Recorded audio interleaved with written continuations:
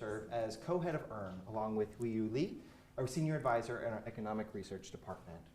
I'm pleased to kick off today our third EERN event of 2025. For us here at the Fed, the EERN initiative gives us insights into how developments from emerging technologies, and particularly artificial intelligence, can affect productivity and the labor market across various sectors of the economy. For example, I recently had the opportunity to lead a roundtable with senior business leaders in the healthcare industry. They taught us how advances in artificial intelligence are changing the medical field, with early observations suggesting improvements in patient outcomes and optimized clinician workflows. These intelligence gathering efforts help inform the Fed's understanding of emerging technologies, and together with these types of events, can provide important information about the future economy. Now, if you haven't been to one before, EERN events are opportunities to exchange ideas, learn about research, and share insights with those who are interested in studying the economic impacts of emerging technologies. Past events have explored such topics as job matching in the age of AI and AI's impacts on real-world productivity. Now, today's installment of our EERN event series will explore the disruptive economics of AI. To understand AI's policy challenges and its potential impacts on society, we'll hear from Avi Goldfarb, the Rotman Chair in Artificial Intelligence and Healthcare at the University of Toronto. Following his presentation, Professor Goldfarb will discuss the research with our host moderator, Huiyu. Now, as a reminder, this event is being recorded and can be accessed on our EERN website following the discussion. Finally, please note that the views you will hear today are those of our speakers and do not necessarily represent the views of the Federal Reserve Bank of San Francisco or the Federal Reserve System. So with that, let's begin. Over to you, Huiyu. All right, thank you, Kevin. I'm very glad that we can have Avi here to share his insights on AI. Avi has been a researcher in this area for a long time, and both advising on policy and also looking at the business cases in addition to research. So over to you, Avi. Okay, thanks so much. It's great to be here as part of this. I'm going to be talking about disruptive economics of AI policy. So the reason you guys are listening, and the reason you're here is because we, slowly and then suddenly have been inundated with hype and excitement around AI. We might be on the verge of a multi-trillion-dollar opportunity. It might fast-track productivity growth, and maybe we should worry about an AI-generated revolution.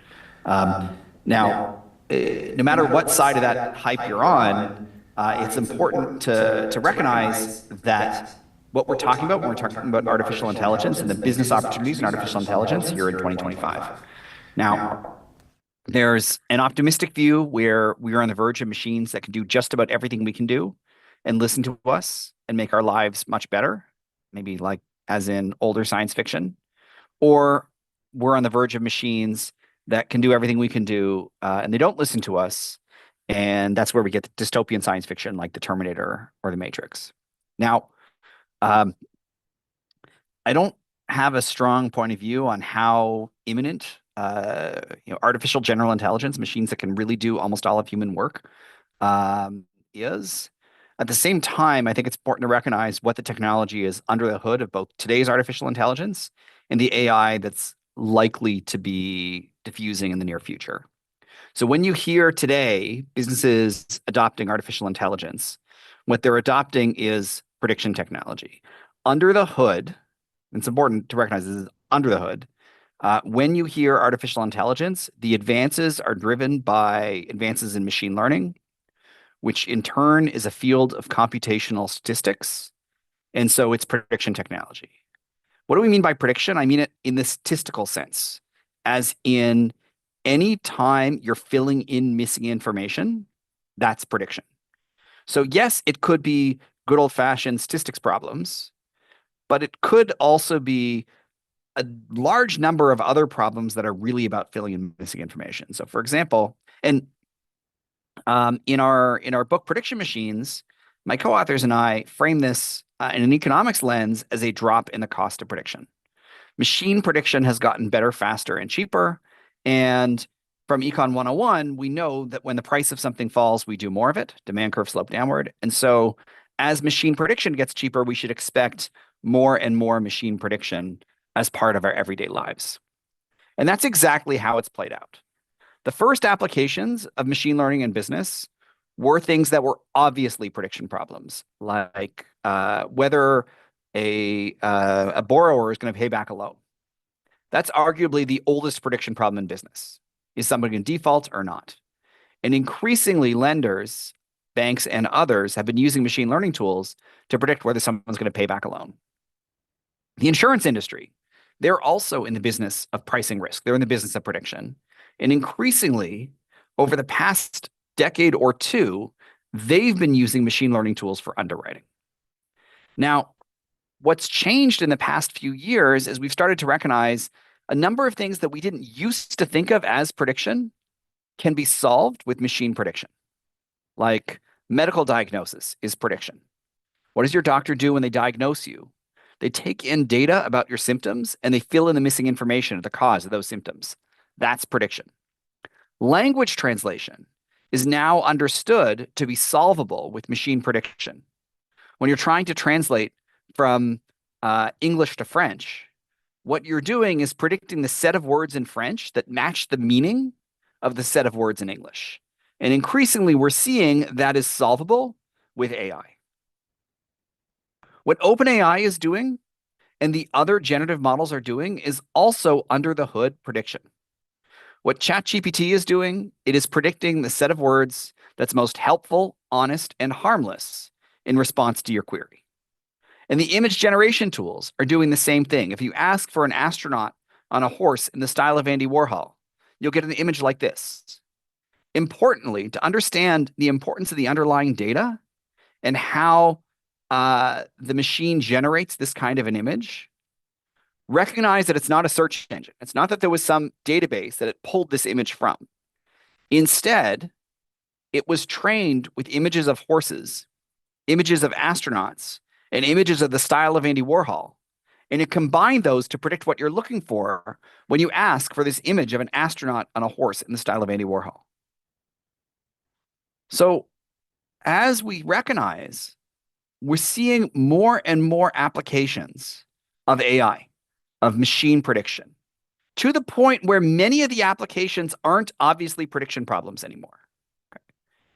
Nevertheless, the reason it's important to understand that under the hood, it's still computational stats is to understand the role of humans in work and the essential complements to AI, to prediction machines. So just like when the price of coffee falls, we buy more cream and sugar. When the price of machine prediction falls and we start using machine prediction in all sorts of places we might not have imagined to be really fundamentally prediction problems, we are recognizing the value of the inputs into those machine predictions, which is one complement is data. And we are recognizing the value of the human role in understanding which predictions to make and what to do with them once we have them. So there's a human role in recognizing opportunities for the AI tool, and then for taking the output of the AI and figuring out what action to take. That's what we call judgment. There's this, to understand specifically what we mean by judgment, let me tell you a vignette from this old science fiction movie, I, Robot. So in I, Robot, it stars Will Smith. He plays Detective Spooner, and he's living in a world where there's robots all over the place. But Detective Spooner, he hates robots. And there's this flashback scene about why he hates robots. And it turns out that he and a little girl are in a car accident, and they both start sinking into a river. And it's pretty clear that both Detective Spooner and this little girl are about to drown. Then a robot comes along and saves him and not the girl. And that's why he hates robots. Turns out that because it was a machine, he could audit it. He could figure out, well, why did the machine rescue her? Why did the robot save him and not the girl? And the robot predicted that the adult man had a 45% chance of survival. And that little girl only had an 11% chance of survival. And so the robot saved him and not the girl because 45 is more than 11. And Detective Spooner goes on to say, but 11% was more than enough. And a human being would have known that. Well, that's what we mean by judgment. Judgment is about what we value, not the prediction, but what do we do with those predictions?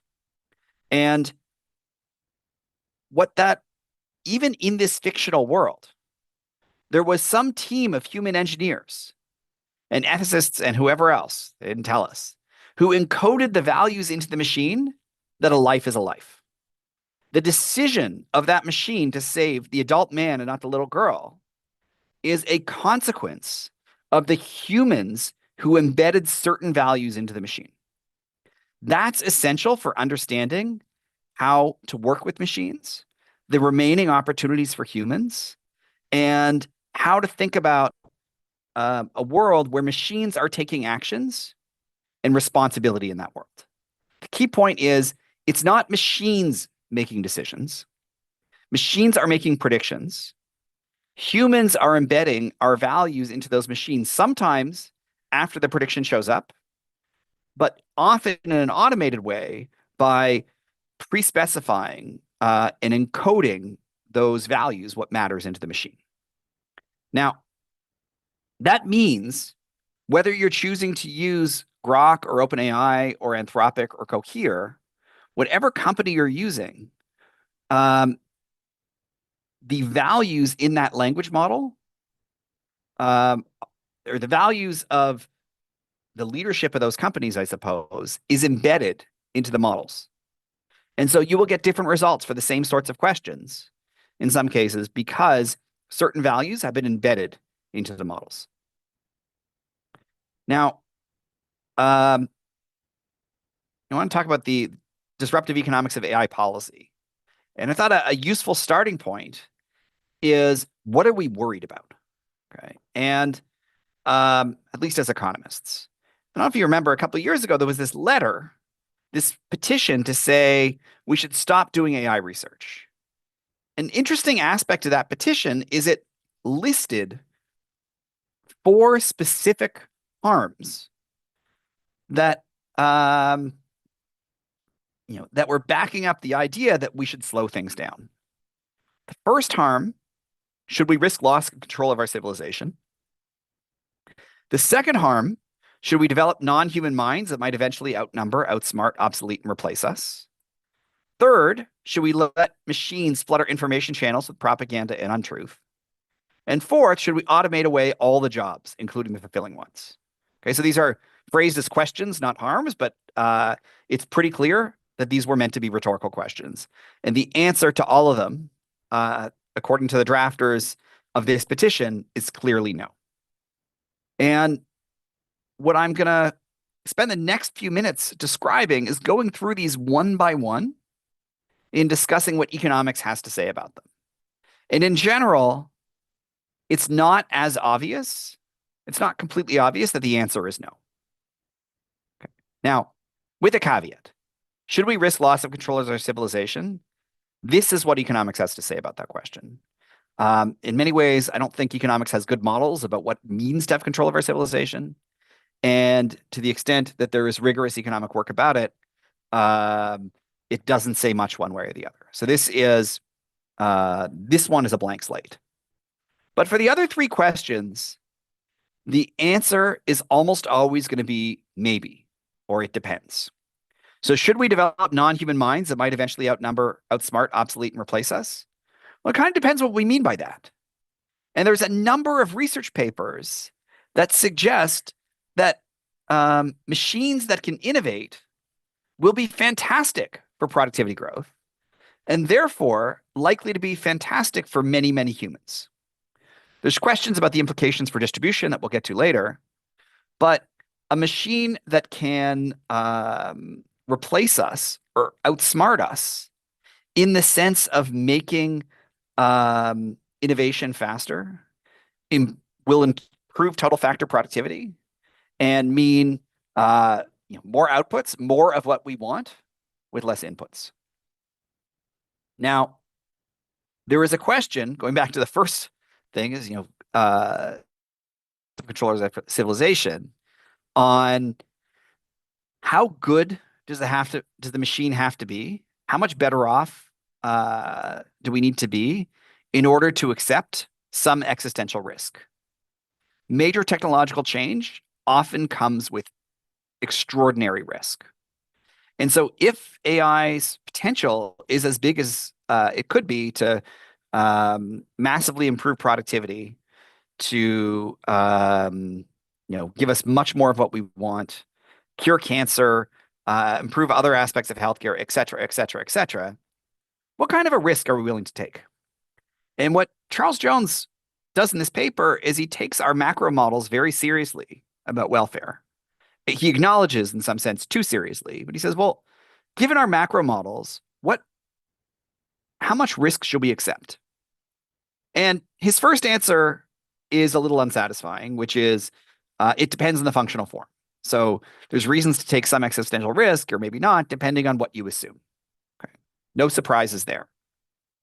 But where there's additional insight into the model is that to the extent that AI could massively improve our health and allow people to live longer, then the aspect of our models that says, like, with diminishing marginal utility, how much better off do we need to be, goes away. So to the extent that this technology is going to not just improve productivity, but improve outcomes in healthcare, then we should be willing to accept much more risk than we otherwise would. So again, should we accept machines that outnumber, outsmart, obsolete, and replace us? Depends on what the machines do. And maybe we can even accept some risk if those machines are going to, if the upside is big enough. Next, should we let machines flood our information channels with propaganda and untruth? Okay. There's nothing, to be clear, on this side, there's nothing net good about it, but the likely scenario is not as doomsday as it might appear. So first, what's likely to emerge is something like a babbling equilibrium. Okay. So to the extent that we can no longer trust images that we see online and videos that we see online, pretty soon we just won't trust them. It's not that we're going to have massive amounts of blackmail, as Joshua posted some time ago on Twitter. Instead, it's going to be much harder to blackmail anybody because no one will believe you. So that this isn't, it's useful to have reliable sources of information. Let's be clear here. But it's not the doom and gloom of fraud everywhere. Similarly, there's a lot of worry that there's this near-term risk that there's going to be large-scale theft. Okay? And people are going to be getting into bank accounts, et cetera. And that's a small-scale worry, but it doesn't mean the whole financial system is going to collapse, and it almost surely won't. Okay, and what I mean by that is what's already been happening is we've seen an increase in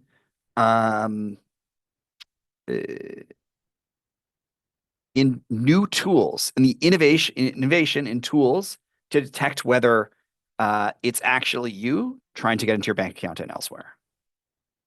So to the extent that AI enables mimicking voices, then verbal phone confirmations are going to go away. Now, that will add an extra friction relative to the ease that we might be used to with our device to just log into our bank accounts or not. But it's not an existential risk, although it is still sufficiently costly at the institutions themselves that they're going to have to invest in these technologies. To the extent that misinformation is going to create not just smaller frictions like I just described, but first-order problems, it might arise from our own flaws. So there's this work on motivated reasoning and how humans like to read things that they believe. And that could lead to increased polarization. And actually, in a conference volume that we have coming out, Ronan Samoglu and James Siderius have an excellent article on that risk that AI could increase polarization in large part through motivated reasoning. Now, the question that we economists have the most to say about is is the question on jobs. No surprise here. And let's start with the first thing you learn about labor economics in Econ 101. And the first thing you learn about labor economics in Econ 101 is that you have a trade-off between work and leisure, right? And so if you're working, or more precisely, you have a trade-off between consumption and leisure. And if you want to consume more, you have to work more, which means you get less leisure. Jobs themselves aren't good. Getting paid is good. Okay, so getting paid is good, but work is work. It's something we don't want to do in general. We work in order to get paid. And with that pay in our standard economics models, we get to consume. We might get some other utility as well. And the most striking way to see this is, again, going to science fiction and think about The Matrix. I don't know if you remember this movie, but if you do, you'll recognize that every human in this movie is a battery. They have a job. They have a job from the day they're born to the day they die, but it's not a good job. And so the goal isn't jobs per se. The goal is something else. This is dystopian, where every human from the day they're born to the day they die work. It's not utopian. What we want is the ability to be fulfilled and also have leisure. So there's another challenge with this idea of machines taking all the jobs, which is related to some work by Baumol in the 1960s that's since been labeled Baumel's cost disease. And this is the idea that the parts of the economy that don't grow quickly end up becoming or that don't have rapid productivity growth, end up becoming a more and more important part of the economy. As agriculture got more efficient, we saw more jobs in manufacturing. As manufacturing got more efficient, we saw more jobs in services and fewer in manufacturing as a percentage. As some services got more efficient, we've seen more and more jobs in healthcare or education, which have not grown in terms of productivity gain as quickly. And so as AI gets better at many things that we humans do, in the long run, there's reasons to expect that new jobs will arise, and the parts of the economy that don't experience that productivity growth become a larger and larger fraction of what we all do. Now, Betsy Stevenson has pointed out that means, yes, there's an employment question, which is if we're working less on net, can we find meaning? Are there ways to, if we're getting paid and we have more leisure, is there still meaning in our lives outside of our jobs? And I don't think we economists have much to say about that, except for, like, at least personally, I'd like to hope so, but nothing formal on that. But what we can talk about is the distribution of income. And even though there are reasons to be optimistic about the long run in jobs, that doesn't mean that the income distribution will be fair. And there are reasons to be pessimistic. There's reason to be optimistic, but first we'll talk about some reasons to be pessimistic. First, inequality might increase because AI is embedded in capital, and that might increase the capital share relative to the labor share. And there's some work that suggests that capital share is more concentrated than labor share. That's not a universally settled point because of the way that pensions work, but to the extent that capital share is more concentrated than labor share, then a technology that increases the returns to capital may increase inequality. On the labor side, the last two technological changes, computing and the internet, which were both IT, like artificial intelligence, led to increased inequality. And in particular, what happened was the demand for skilled labor exceeded growth in supply of skilled labor. And this is documented fantastically in Golden and Katz's Race Between Education and Technology, and in David Otter's work with various co-authors. And so what you got to recognize is that to the extent this is skill biased, as in demand for skills goes up, but the supply of those skills can't keep up or doesn't keep up, then we should expect increasing inequality among labor. High wage workers are going to do better and better and better, perhaps leaving low and middle wage workers behind. And that is exactly what we saw with computers and the internet. But it doesn't have to be that way.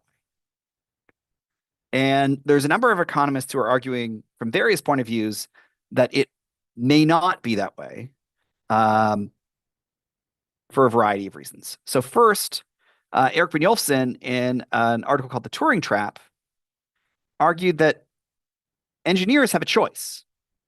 Engineers have a choice to build technologies that augment humans or to build technologies that replace humans. And if we're augmenting humans, that should help at least the labor share relative to the capital share.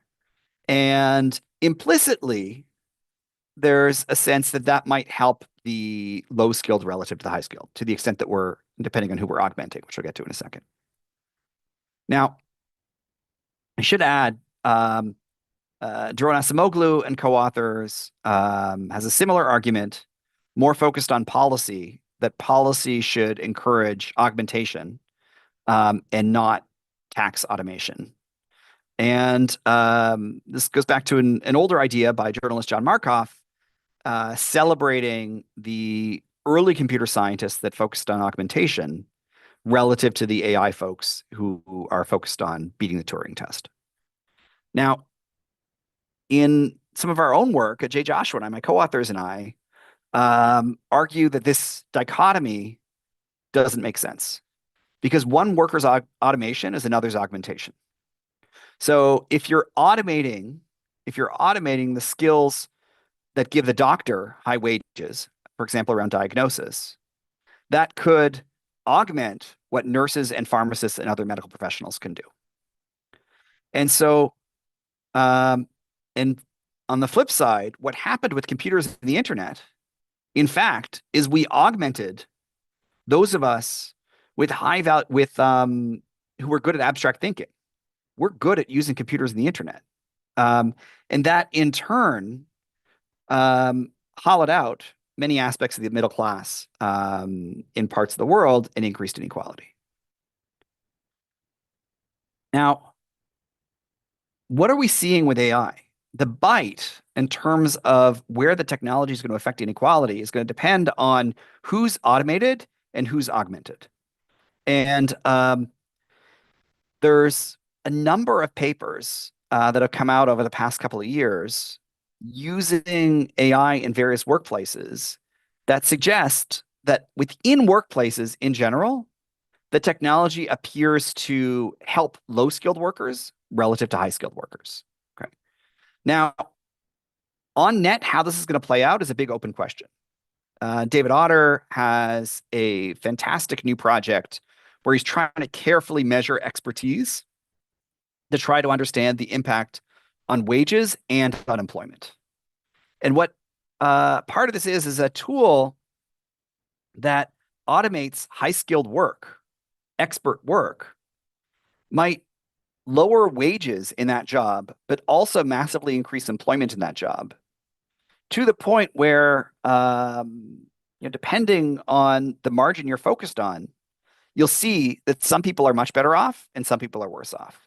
And an old example of that is what's happened in the taxi industry with the arrival of navigation technology and digital dispatch. So it used to be a taxi driver, it was a relatively skilled occupation, and taxi drivers had high wages. With the arrival of ride-sharing apps with Uber and Lyft, we have a lot more people employed that way. And those are, in many ways, people who it had been difficult to employ them in other parts of the economy. But the net wages in that industry went down, or the individual wages in that industry went down. So if you were a taxi driver before, you're worse off. If you were someone who was capable of driving, but couldn't get the job in the taxi industry, you're now better off. So there's this big picture question about whether we really want less automation or not. And it depends on how we think about these aspects of wages and total employment and which particular tasks the AI can do. So to wrap up, there's these big open questions about how we should regulate AI and what we should worry about. And economics, perhaps unsurprisingly, says the details of how we think about this technological change really matter. And some of these questions that might seem rhetorical, the answers are more nuanced and complicated than you might think. And of course, all this depends on the regulatory environment. And in a conference volume we have coming out next year on the political economy of AI, a lot of it is focused on endogenous regulation, so that in the sense that the regulations themselves, what we end up doing, are in many ways determined through a lobbying process. And that can lead to increased or decreased inequality, depending on various details. Thank you very much. It's a handful of the articles that I drew on and books. It's time for questions. Extremely insightful. I, in particular, appreciate the framing of prediction tasks and judgment tasks or non-prediction tasks in terms of how to think about the use of AI going forward. So I just want to take a moment to get your opinion on the adoption of AI right now. There's AI and there's Gen AI. Depending on what kind of metrics you look at, my understanding is that some metrics tell us adoption is still just at the cusp, especially with Gen AI, if we look at job postings. But then labor force surveys of workers' usage of, say, ChatGPT seems to suggest there's much widespread adoption. So I want to get your view on where do you think we are right now in terms of adoption? Okay. That summary is pretty, which is, we're still early. So we are for sure still early in the adoption curve. But part of that is that when we think about technology adoption at work, in business, we want to emphasize meaningful use. And so there's a whole literature in the information systems world and scholarship that talks about not just is somebody using a technology, but are they using it in a meaningful way? And what we've seen so far are, look, this technology is widely used at home and at work. Hundreds of millions of people are using the various AI tools, maybe on a day-to-day basis, but often less frequently than that. But what are they using it for? And is it having a meaningful impact on business? So far, the evidence is probably not. Now, this is changing week to week, month to month. Necessarily, when we do empirical work, we always have to look back a year or so. But we're seeing adoption, but we're not seeing large-scale business transformation in most organizations. So, but I think it's to come. I think there's a lot of potential and excitement here. That kind of is a good segue for my next question. I mean, you mentioned in the beginning that there's hype. There's lots of hype, and there may be real opportunities. In what areas do you think there are real opportunities for AI to improve, to transform businesses? Okay, so you can think about it industry by industry. So in general, when we think about technological change, it's we start with the abstraction about the technology, but in terms of the imminent business process change, it's going to be specific to a particular context.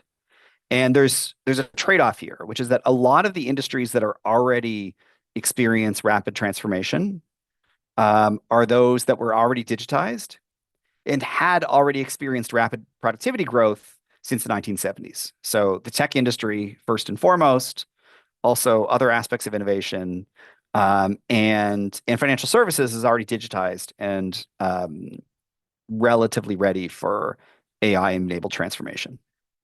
Now, that's been productive so far, but in my view, that's not where the biggest upside is.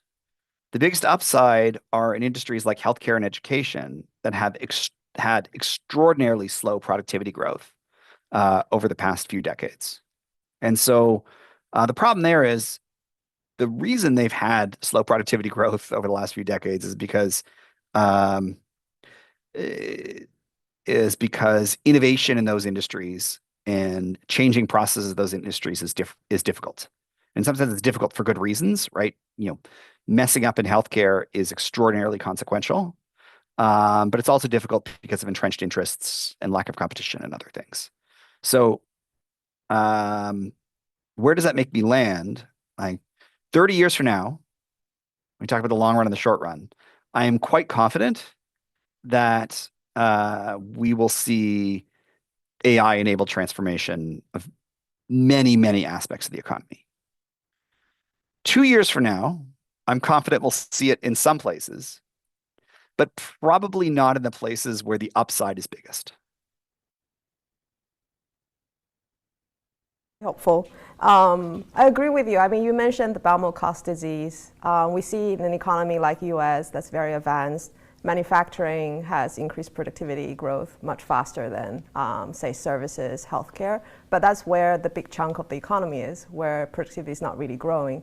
And we have an aging economy, so healthcare and maintaining the quality of life with aging seems like of utmost importance. So on healthcare, I want to get your insight a little bit more in that because we just recently had a roundtable with the senior executives from some healthcare industry here. They mentioned some opportunities. For example, in terms of taking logs during a session, they used to have human taking logs, but now you can have Gen AI taking the logs, and they can train these humans to do other types of jobs that are perhaps more fulfilling. So it does sound very promising. But then there are also issues about data privacy and regulation. So I want to get your insight a little bit for the healthcare industry. Are the bottlenecks on the technological side, or do you think it's more on the regulation side? And this, I guess, this trade-off between risk and benefit. Yes. I think the biggest bottlenecks are on the, let's call it the regulatory side or the sort of comfort with the technology side. There are some technological risks too. Technology's not perfect yet, and maybe it won't be. But I think the reason healthcare might be slower than other industries is more to do with regulation than anything else. And in particular, there's good reasons why we want our healthcare data to be kept private, for example. And again, there's good reasons why we don't want to take risks with healthcare. And so if we think our healthcare system as it is fine, we're going to be hesitant to do much to transform it with technology. Now, I think about like an AI scribe that you just talked about. So we have AI tools that, while a medical practitioner is talking to a patient, it can fill out the EMR, the electronic medical record, automatically. And then all the physician has to do, or the medical practitioner has to do at the end, is look at it.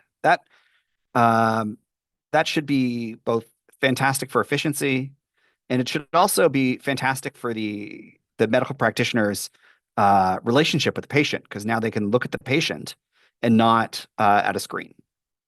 But there's real risks there, which is now, first, everything that happens is now in that record, and there's some ambiguity about the privacy of that record. And so that has to be made clear in a regulatory sense. And I think that's been worked on. Second, well, now that you have this automated record, in principle, the machine can make recommendations and suggest diagnoses. That will require another set of regulatory approvals that we've made great progress on. Actually, the FDA has made great progress on this, but and Ariel Stern has an excellent chapter in a book we edited on AI in healthcare that summarizes that progress, but it's still not quite there. And then there's other risks, like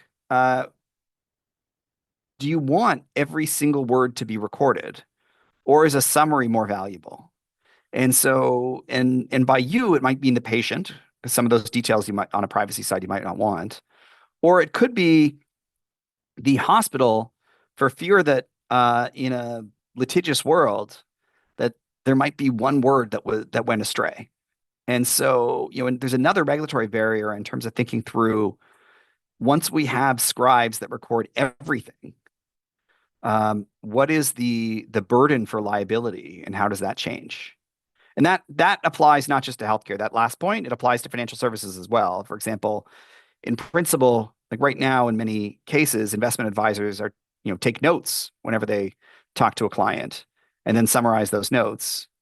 The AI tools are already good enough to do that, to summarize a call and even to, take perfect notes on everything that was said during the call, or near perfect notes. But it's not clear, like under our current regulatory environment, it's probably not optimal for financial institutions to follow those rules or to use that tool, because the regulatory environment assumes implicitly that the notes are a summary and not word for word. And so if any word might be wrong, that could create a problem. So there's a real liability aspect to it, and we got to get over the regulation there. And I mean, when we business context here, we even have cases where they're using GenAI to automate the generation of business contracts because it's working so well and lawyers are expensive, I guess. So there's a question how much is enough due diligence that the business has conducted, whether they're responsible for some of the errors, like one word error in the GenAI generated text. Yeah. I want to switch topic a little bit to talk about the value that was encoded in the algorithm that's underneath the hood. I haven't seen that being discussed a lot. Do you think that any discussion about what values are the correct ones will happen just naturally and somehow as like society will somehow converge, or actually there needs to be more regulatory oversight because these things are under the hood a lot of the times and people just don't know? In my view, as long as we have or continue to have a robust competitive environment for AI, then different people will choose AIs with different values that match the needs they have. Business AI is going to be more informal with a focus on honesty, and that might be better, on truthfulness. And certain personal AIs might just harmlessness, making you feel good about yourself, might be the kind of values you want. And so as long as we have a robust competitive environment, it's not obvious to me why we would want regulation to step in and say what values an AI should have, because I don't think, or at least for me, given my economics expertise, it is not at all obvious how we could choose what those values are universally. And so again, like the caution is as long as we continue to have this competitive environment. But if we do, then I don't see a real reason to have a government role in embedding values in the AI. And one last question for me before I switch to the audience is about AI agents. I see that coming up a lot in discussion. Could you put in the framework of prediction versus non-prediction, or AI as prediction, how should we think about AI agents?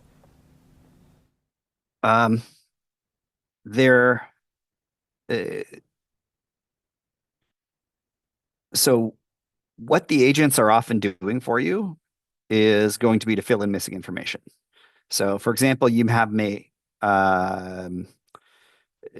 have a service that gives you an agent for planning your next vacation. Okay. And what is planning your next vacation? There's a whole bunch of information that it needs to fill in. It needs to tell you where you want to go, needs to figure out the airline and the hotel, or the car, the driving trip and the hotel. It needs to buy tickets, needs to map out routes. And fundamentally, all those things are filling in missing information. Okay. Now, it's not intuitive to think about that as prediction, but here's why it matters that you recognize its prediction, which is first, it's going to use data that it accesses through the internet, through what it understands about you, and through other people's choices to predict what you might want. And second, and more importantly, it's not going to be perfect. This is not a deterministic thing. It might say, I recommend you take a vacation in Florida, but it's not like that's an 100% accurate recommendation. There's uncertainty around it. And as you interact with the agent, you need to give it its parameters on how much, given the uncertainty, you're willing to delegate and allow the decisions to be automated, and how many times you want to get back in the loop to make sure that the judgment embedded in the machine is the kind of judgment you want. So for an expensive vacation, you probably want to approve to say, yeah, I want to go to Florida, not San Diego. Where for things that are relatively low stakes, you may be more comfortable automating. And that depends on an intuition that we recognize these are prediction tools and there's some uncertainty around it. That's where the judgment comes in.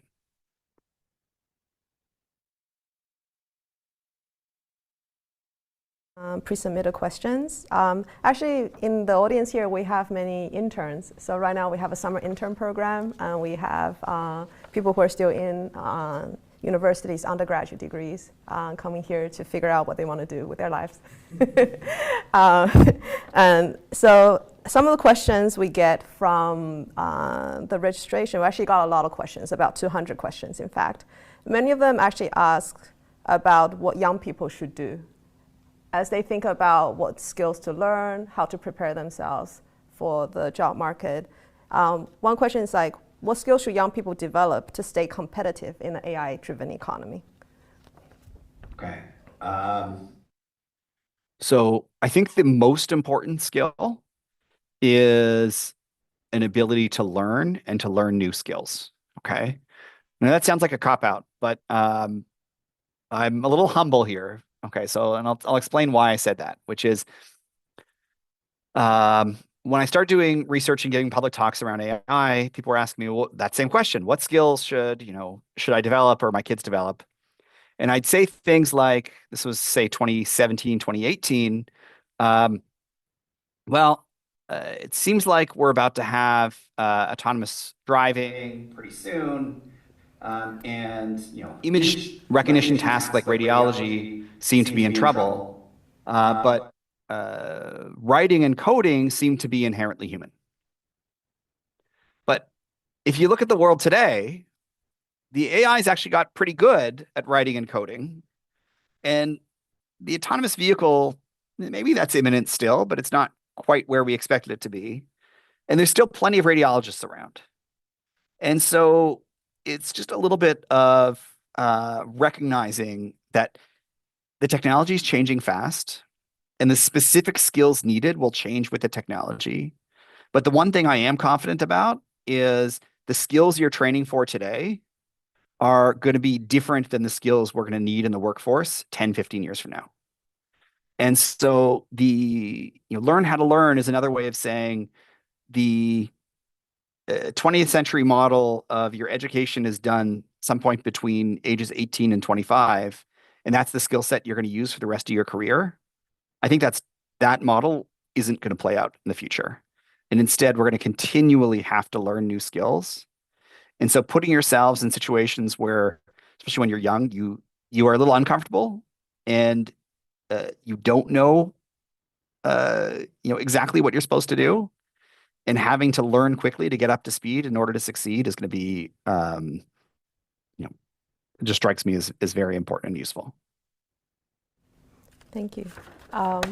So regarding learning, another question we received is, what are opportunities to use AI tools to enhance student learning and improve effectiveness of instruction? There are lots. Okay, so you used properly or used with the right motivation, maybe the best way to put it, AI can massively enhance like the efficiency of education, because you essentially now have a tutor that you can ask questions and get answers to, and learn sort of what you did wrong on something so that you can do better. There's real risks here because for a lot of things, certainly through high school and for a good chunk of undergraduate education, the AI models are excellent, okay, in some parts of graduate education. And so in principle, you can just cheat on your homework if you're learning a new skill, and the AI will help. But if you're motivated to learn,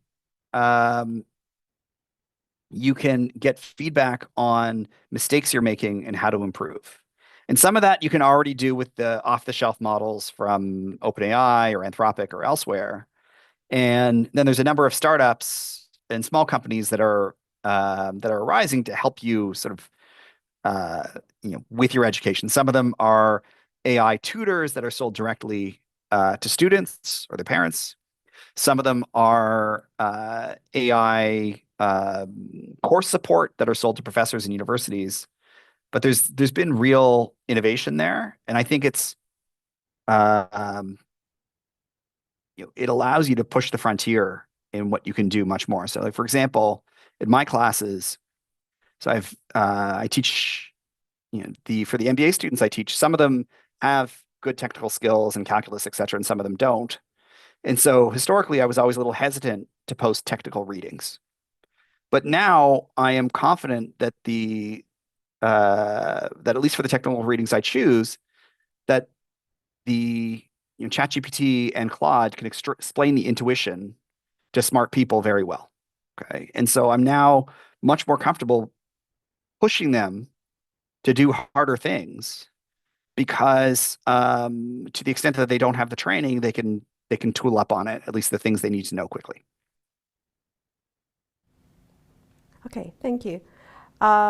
So switching gears, another question is about how organizations should adopt AI. I guess organizations are very complex. You have many different types of jobs, many different types of interactions, and AI could come in different ways. So we receive many questions of that flavor. How should organizations think about adoption? So this was the core theme of our second book, Power and Prediction. And perhaps the most important thing to recognize from at least most important insight from our work is often when you adopt technology in an organization, it's a point solution, and it's relatively straightforward to look at your existing workflow, find some part of that workflow that the tool can help, like a prediction problem within an individual's workflow, take out the human in that task, drop in the machine, and keep the workflow the same. Okay.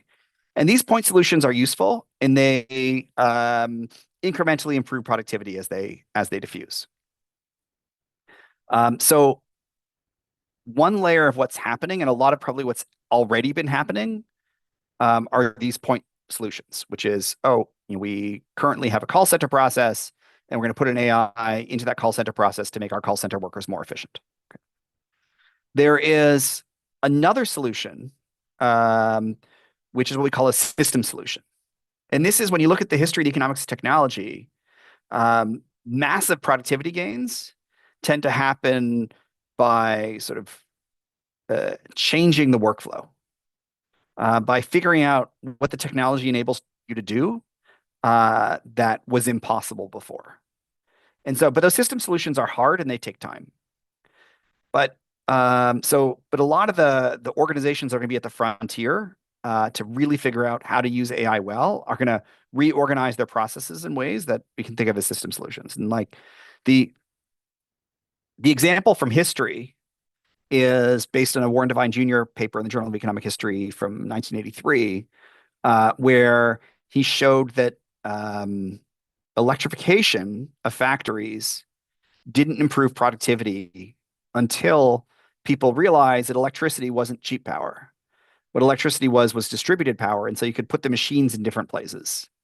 And that led from, that changed factory workflows from a lot of back and forth to the modular production system that you might think of as the quintessential 20th century factory. And we've seen similar things in other industries, like I've already talked about taxis. So digital navigation, along with digital dispatch, enabled a new kind of personal transportation industry where just about anybody who could drive was as good as a professional driver. And that transformed that industry.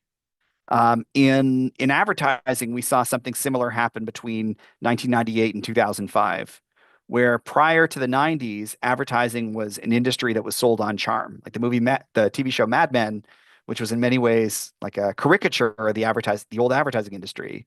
But there were some truths there in the fundamental role of like salesmanship and charm and getting people to buy advertising was fundamental. But then we started to have good predictions about who a user might be and what they might want. And those largely with machine learning tools, or data more generally.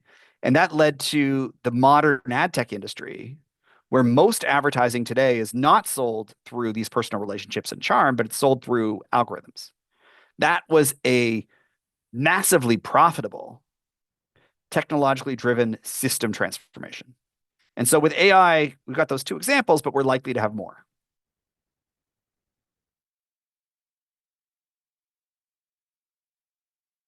Firms, or could actually existing organizations really change their structure in a dramatic way?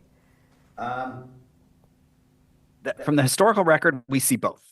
So often it is new firms or small firms that figure something out that become big firms, whether it's like Ford Motor Company or Google. But sometimes, or Netflix in the case of video, but sometimes old firms figure out how to reinvent themselves. Apple figured out how to reinvent itself in the early 2000s. And so there's, it could go both ways. And there's sort of lots of management books about how to do this sort of thing. They're a little bit outside my expertise. But when we think about disruption, there's a lot more smart people outside your organization than in it, no matter how big your organization is and how smart your people. And so there is often a really good chance that somebody outside will figure out a way to disrupt what you do in times of technological change. And Rebecca Henderson and Clay Christensen have different versions of this. It's summarized actually nicely in my colleague Joshua Gann's book, The Disruption Dilemma, if you're curious. One last question. Help my policymakers be able to mitigate the potential disruptions to the labor market? So there's lots of different proposals on the table. Right now, it's not obvious that we need new tools. But to the extent we're worried about disruption, we need to make sure that the social safety net tools that we do have are robust. So what I mean by that is there is a real risk.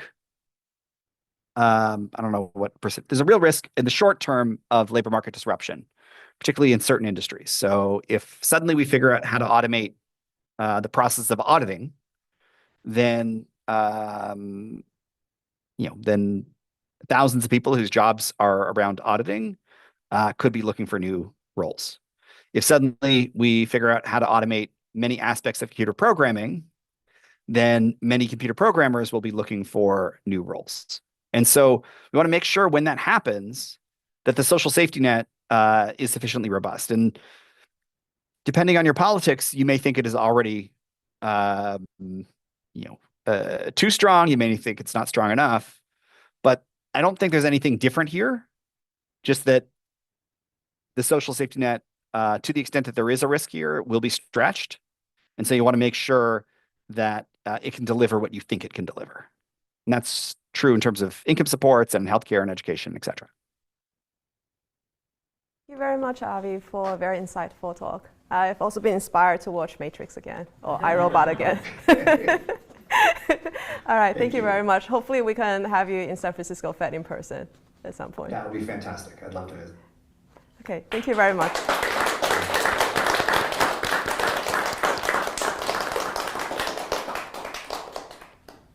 We are out. Thank you, everybody. Okay. Now we can